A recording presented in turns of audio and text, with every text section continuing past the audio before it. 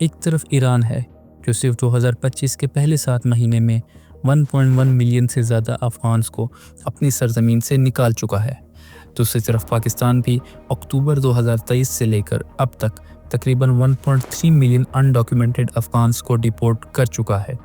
لیکن اصل سوال یہ ہے، یہ سب کچھ ہو کیوں رہا ہے؟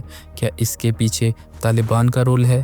کیا ٹی ٹی پی یا ریجنل اسٹریٹجی اس کرائسس کے پیچھے چھپی ہوئی ہے؟ آئیے اس پوری کہانی کو آسان اور ایزی وے میں سمجھنے کی کوشش کرتے ہیں۔ سب سے پہلے بات کرتے ہیں ایران کی۔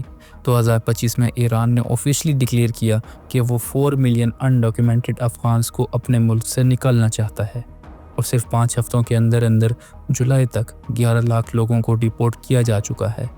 CNN کے مطابق یہ ریسنٹ ہسٹری کی سب سے بڑی میس ایکسپلژن ہے۔ ایران کا کہنا ہے کہ کچھ افغان ریفیوجیز نے ایران اسرائیل وار کے دوران اسرائیل کے لیے اسپائنگ کی، لیکن ہیومن رائٹس گروپس اس بات کو ریجیکٹ کرتے ہیں۔ ان کا کہنا ہے کہ زیادہ تر ریفیوجیز انوسینٹ ہیں جو سالوں سے ایران میں سیٹل تھے، کچھ تو 20 to 30 ایئرز سے یہاں رہتے تھے۔ United nation high commissioner for refugees UNHCR نے اس سچویشن پر سیریس کنسرن ریز کیا ہے، کیونکہ واپس افغانستان بھیجے گئے لوگوں کے پاس نہ گھر ہے، نہ کام، نہ سیکیورٹی، صرف انسرٹینٹی اور ڈسپریشن ہے۔ اب بات کرتے ہیں پاکستان کی۔ اکتوبر 2023 سے انڈاکیومنٹڈ افغان ریفیوجیز کو واپس بھیجنا شروع کیا گیا، اور آج تک 13 لاکھ لوگوں کو ڈیپورٹ کیا جا چکا ہے۔ لیکن یہاں وجہ تھوڑی الگ ہے۔ یہاں پہ سیکیورٹی کنسرن زیادہ گہرے ہیں۔ تحریک طالبان پاکستان یعنی TTP نے پاکستان کے اندر اٹیکس میں کافی اضافہ کیا ہے۔ UN کی 2025 کی رپورٹ کے مطابق TTP اب افغانستان کا سب سے بڑا ایکٹیو ٹیررسٹ گروپ ہے جو ڈائریکٹلی طالبان کے انڈر آپریٹ کرتا ہے۔ وائس آف امریکہ نیوز نے بھی کنفرم کیا ہے کہ طالبان نہ صرف TTP کو اگنور کر رہا ہے بلکہ ان کو کورٹ سپورٹ بھی مل رہی ہے۔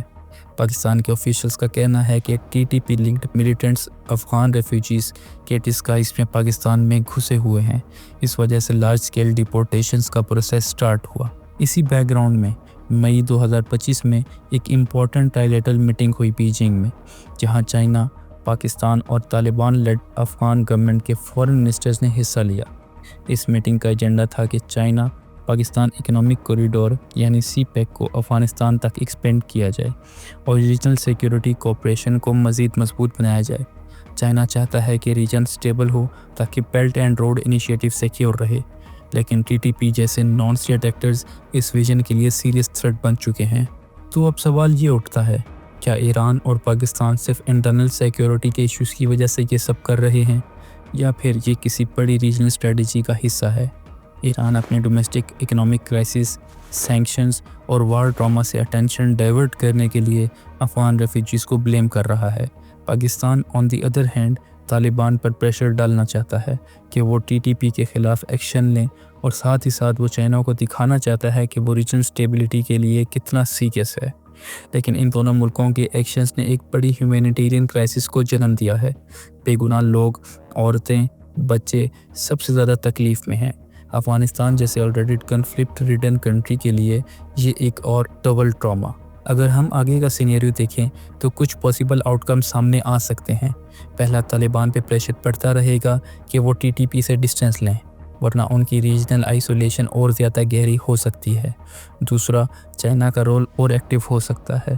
وہ طالبان پر ڈپلومیٹک اور اکنامک پریشر ڈال کر ریجن کو سٹیبل بنانے کی کوشش کرے گا۔ تیسرا، اگر کنڈیشنز افغانستان میں بیٹر نہیں ہوتی تو ایک نیا ریفیوجی کرائسس یورپ اور سینٹرل ایشیا تک پھیل سکتا ہے۔ آخر میں سب سے امپورٹنٹ بات یہ ہے کہ افغان عوام جو پہلے ہی طالبان کی ریپریشن اور اکنامک کرائسس کا شکار ہے، ان کو ایران اور پاکستان جیسے ملکوں سے فورسڈ ڈیپورٹیشن بھی جھیلنا پڑ رہا ہے۔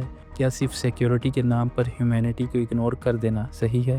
آپ کیا سمجھتے ہیں؟ کیا ایران اور پاکستان کے ایکشنز جسٹیفائڈ ہیں، یا یہ ایک ہیومینیٹیرین ڈیزاسٹر ہے؟ کمنٹس میں اپنی رائے ضرور دیں، اور اگر آپ کو یہ ویڈیو انفارمیٹیو لگے تو لائک کریں، شیئر کریں اور چینل کو سبسکرائب کرنا ہرگز نہ بھولیے۔